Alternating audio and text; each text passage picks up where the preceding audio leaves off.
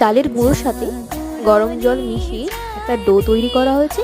আর ডোটাকে ভালোভাবে মাখার পরে এই যে পিঠের শেপ দেওয়া হচ্ছে। নারকেলের পুরটা খুব ভালোভাবে ঠান্ডা করে নিতে হবে, তারপরেই পিঠের মধ্যে দিতে হবে। আর মুখটাকে ভালোভাবে আটকে দিতে হবে যাতে পিঠে তৈরির পরে সেটা ফেটে বেরিয়ে না আসে। বাটা চাল দিয়ে তৈরি হচ্ছে পাটিসাপটা।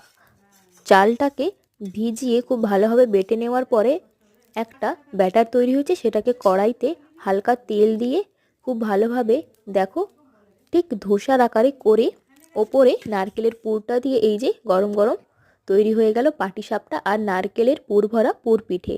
তার সাথে নতুন খেজুর গুড়, একদম পাতলা কিন্তু খেতে ভীষণই সুন্দর। বেঁচে যাওয়া নারকেল দিয়ে আমরা বানিয়েছি কিছুটা নাড়ু। গুড়ে নারকেল চিনির থেকে গুড়ের নাড়ু কিন্তু অনেক প্রিয়।